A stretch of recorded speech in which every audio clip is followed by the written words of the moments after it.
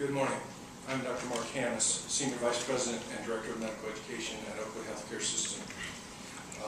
We have locations throughout Wayne County, hospitals in the cities of Dearborn, Trenton, Taylor, and Wayne, and we have a fifth major facility in Canton that has a 24/7 emergency room. We also have long-term care and rehab facilities and operate over 50 outpatient clinics. We have 9,000 employees and 1,300 affiliated physicians. Oakwood's payroll pumps close to $500 million back into the Western Wayne and downriver communities. I'm here today on behalf of the Southeast Michigan Consortium for Medical Education and all teaching hospitals like Oakwood in this state. Michigan has 49 teaching hospitals with over 6,000 residents in training. Our state enjoys an excellent reputation as not only a leader in healthcare innovation, but in physician training specifically, and in medical research. Thank you for the opportunity to testify here today about Governor Rick Snyder's executive budget recommendation for the Department of Community Health, but particularly the Graduate Medical Education Funding Pool. Our mission is to care for the communities we serve regardless of their ability to pay, as Mr. Russell has just testified, and I agree and appreciate his comments, and I intend to elaborate on his testimony about the need for the GME pool to be maintained. You know that now nearly 1 in 5 Michigan citizens rely on Medicaid to cover their health care needs. What you may not know is that physicians in training, in our residency training programs, whose training and salaries are supported by the Department of Community Health budget, provide most of the Medicaid and undertiered care in the state. The executive budget recommends cuts to graduate medical education by $67 million, a 40% cut. This cut, however, only generates a savings of about $23 million for the state because of for the state's general fund because of 2-to-1 federal matching dollars that are lost.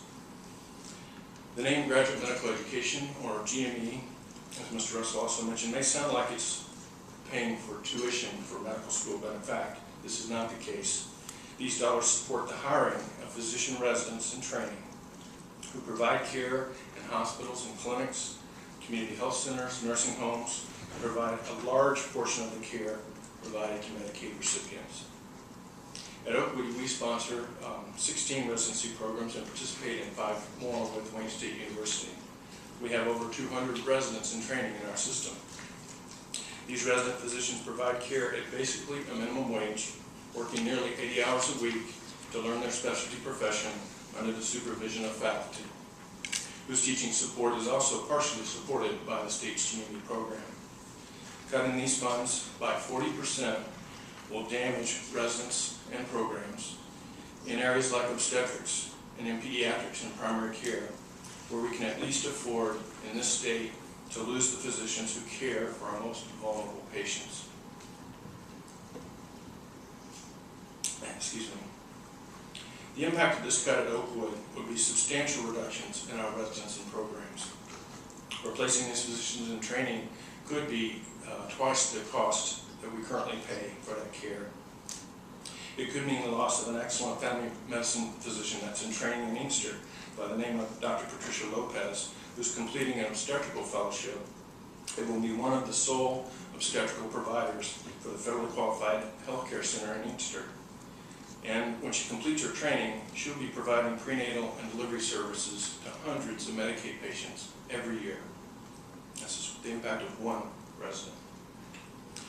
It could mean the loss of an excellent family medicine training program that she's affiliated with, which is in Wayne, Michigan, also a highly underserved community, where they provide care to thousands of Medicaid patients in their family medicine Westland clinic every year. Residents from this program also have a lot of additional community impact through service activities. One I'll describe is called the Rocking Chair Project, where a very needy new mom is selected. A resident physician from the program personally builds a rocking chair and delivers that to the mom's home to help her bond with her new child. In addition, our ability to provide frontline care to patients in our emergency rooms, in our intensive care units, and our other primary care clinics will be severely impaired by these proposed cuts. In fact, these residents in training are the safety net for the most vulnerable patients in our state.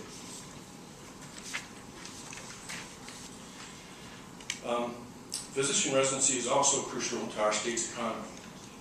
Physicians who do their residency training in Michigan are more likely to stay in Michigan. Over 40% do stay.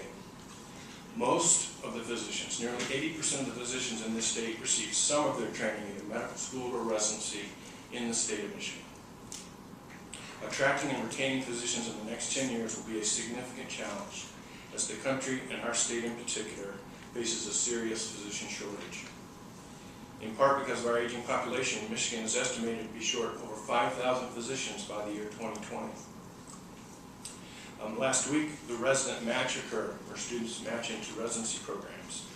And approximately 1/3 of our residency positions in this state were filled from medical schools out of state.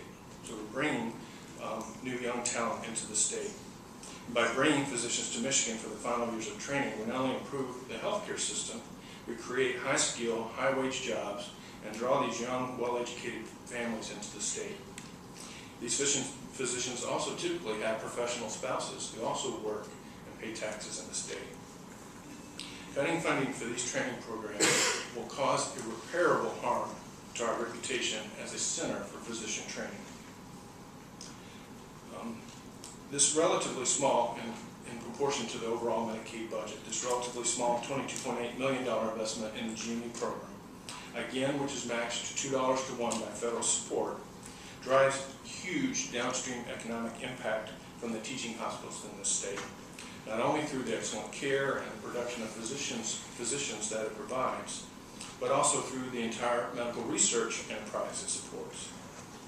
In recent years, external support for research at our teaching hospitals has grown to over $300 million from federal and private sources. And this is just the teaching hospitals, not speaking of the medical schools research funding.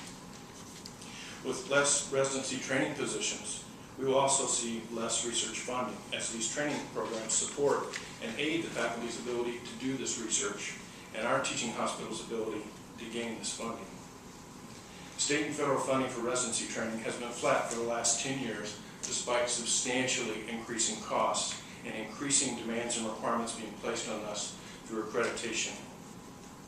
Teaching hospitals like Oakwood have been doing more for less for years. Our teaching hospitals have, however, reached a critical impasse where training and programming cannot be maintained if funds are substantially reduced. On behalf of all Michigan's teaching hospitals, I ask you to reject Governor Snyder's executive budget recommendation for the GME pool and at least maintain these limited funds the state has appropriated for physician residencies through the GME program. In doing so, you'll be investing wisely to provide health services and infrastructure that our state needs, help rebuild its jobs and its economy, and protect the services provided by residents in training for our Medicaid patients.